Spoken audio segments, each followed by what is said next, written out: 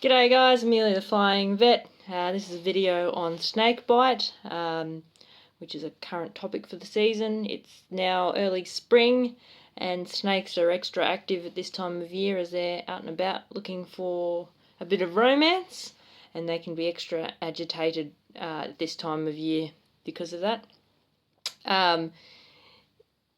Signs to look out for if your dog or cat has been bitten by a snake is they can be lethargic, wobbly, vomiting, generally just not themselves, and pretty obviously not so. Snakes don't discriminate when they're feeling threatened. They will try and defend themselves. So just because you think your dog or cat doesn't have a snake bite wound doesn't mean it hasn't been bitten. It's very hard, and you basically never see a snake bite on a cat or dog because they're very furry, and the venomous teeth of most Australian venomous snakes are only millimetres long, so very hard to actually see a snake bite. If you think your dog or cat has been playing with a snake, or you've actually seen them with one, don't hesitate, call a vet, get going to the nearest vet clinic, because you've only got maybe an hour to a couple of hours if they've had a good whack of venom put into them. The most important thing to do if you've seen your animal with a snake or suspect they've been with a snake is to stop them from moving. So catch your dog or cat, cuddle them, put them in a small cage or kennel, and don't let them move, because moving is what encourages the venom to move around their system, and we really want to minimise that as much as possible. It's very common for a dog, especially. I've had many calls with people going, "Oh, we've seen our dog with a snake, but he's running around, he's fine." They're running around because they've got adrenaline in their system, and within about 20 minutes you'll be calling me because he's collapsed, and then before he gets to the vet clinic he'll be dead. So don't be complacent. If you've seen a snake in the yard, or you've seen your animal with a snake, call the vet straight away and stop them from moving also.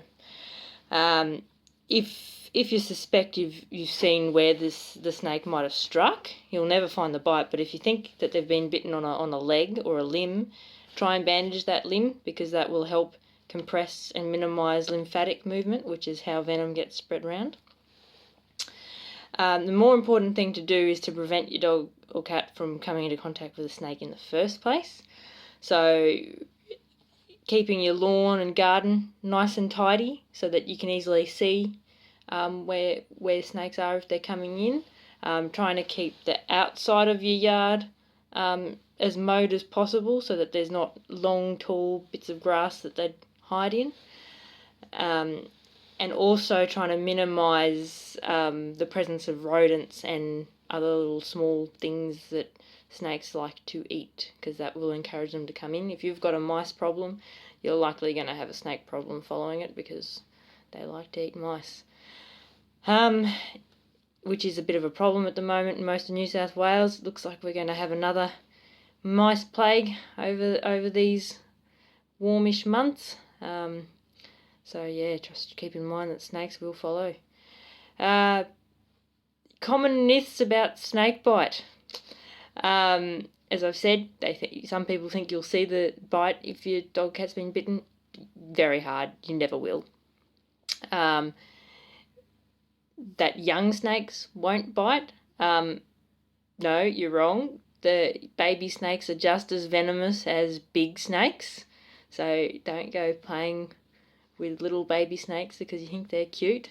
And I have had kids bring little baby brown snakes in a container into me because their parents didn't think they were venomous, and everyone had a bit of a shock when I explained to them that actually, yes, they're very venomous and they're very lucky their child didn't get bitten by the little nest of baby snakes that they decided to bring into the vet clinic.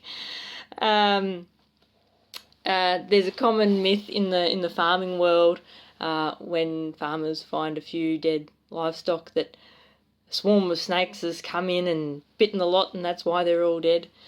Very unusual that you get a whole heap of snakes coming in and killing en masse.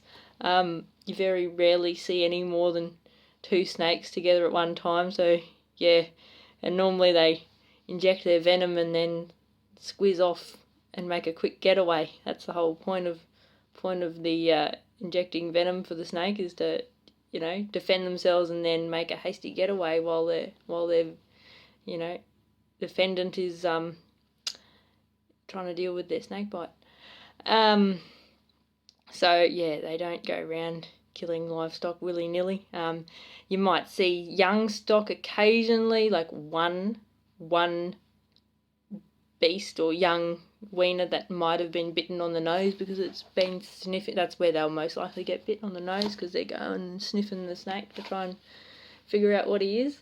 But yeah, it's very rare to see livestock being bitten by snakes. Very rare. More likely your household pets, cats and dogs, because they think that playing with snakes is fun and it's a bit of a game. So yeah, trying to discourage that behaviour in the first place and minimise the risks of your pets coming into contact with snakes, and being particularly vigilant about that in the warmer months. Spring to autumn is the most important thing. Alright guys, hope you found this useful, and I'll bring you another educational video in about a month.